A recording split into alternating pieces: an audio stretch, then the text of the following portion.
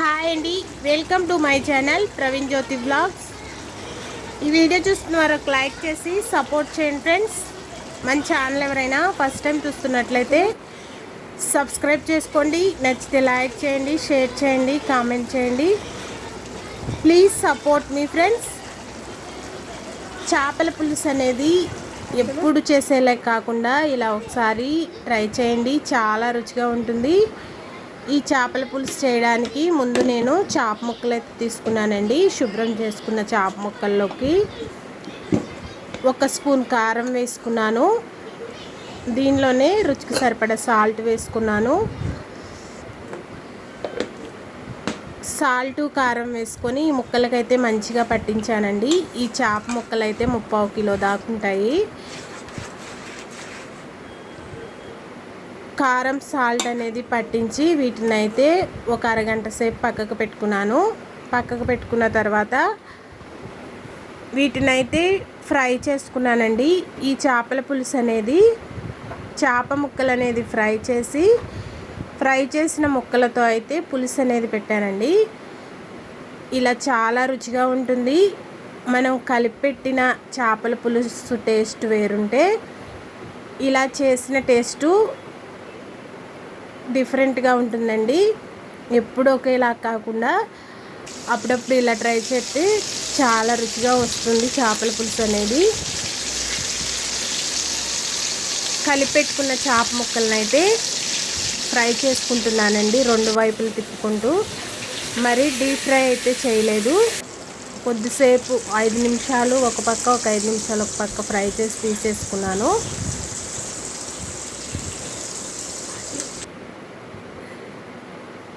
Fry చేసుకున్న చేప ముక్కలు తీసేసుకొని అదే ఆయిల్లో ఇంకొక టేబుల్ స్పూన్ ఆయిల్ వేసుకొని ఈ పులుసు కోసం అయితే రెడీ చేసుకున్నానండి. మన ఛానల్ ఎవరైనా ఫస్ట్ టైం చూస్తున్నట్లయితే సబ్స్క్రైబ్ చేసుకోండి ఫ్రెండ్స్. నచ్చితే లైక్ చేయండి, షేర్ చేయండి, కామెంట్ చేయండి. ప్లీజ్ సపోర్ట్ మీ. మనం చేప ముక్కలే కదా ఫ్రై చేసుకున్నది, అదే ఆయిల్లో మళ్ళీ ఆయిల్ వేసి అయితే సన్నగా కట్ చేసిన పచ్చిమిర్చి, ఉల్లిపాయ ముక్కలు అయితే వేసి ఫ్రై చేసుకుంటున్నానండి.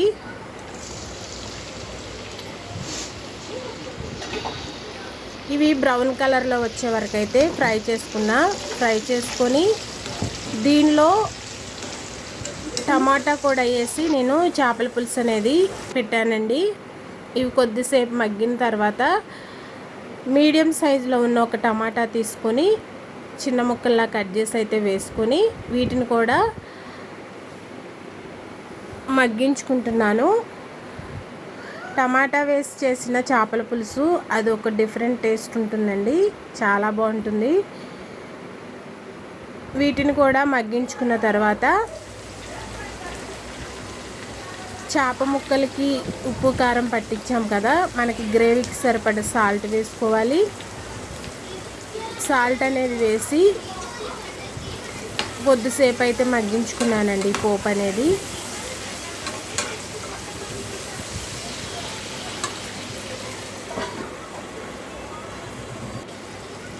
మనం మూత పెట్టి మగ్గించుకుంటే తొందరగా మగ్గుతుందని మూత పెట్టి అయితే మగ్గించుకున్నా.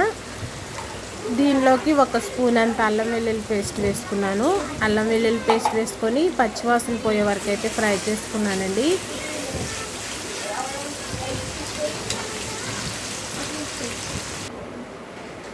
ఇవన్నీ ఇలా మగ్గిన తర్వాత రుచికి సరిపడా కారం అయితే వేసుకున్నాను.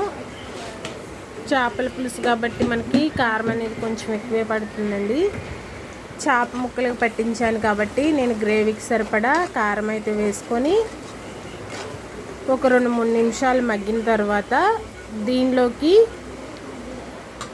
మనకి ఎంత క్వాంటిటీలో కావాలో అంత చింతపండు పులుపు తీసుకుంటే సరిపోతుందండి. ఈ మగ్గిన పోపులోకి చింతపండు పులుపు అయితే వేసుకున్నాను. వేసుకొని ఇది ఉడుకుతుండగా నేను ఫ్రై చేసి పెట్టుకున్న చేప ముక్కలు అయితే వేసుకున్నానండి. ఈ ఫ్రై చేసి వేసుకున్నాం కాబట్టి ముక్కలు విరగడం అలాంటిది ఏమి ఉండదండి, మంచిగా ఉంటుంది. పులుసులో వేసి ఒక 5 నిమిషాల పాటు ఉడికించుకుంటే చింతపండు పులుపు, ఈ మసాలాలన్నీ దీనికి పట్టి ఈ చేపల పులుసు అనేది మరింత టేస్ట్గా ఉంటుందండి.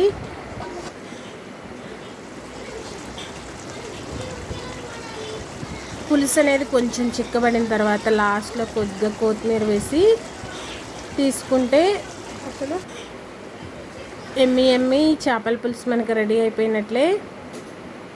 ఈ వీడియో అయితే ఇంతే ఫ్రెండ్స్. నచ్చితే ఒక లైక్ చేసి మన ఛానల్ని సబ్స్క్రైబ్ చేసుకోండి. Please support me friends.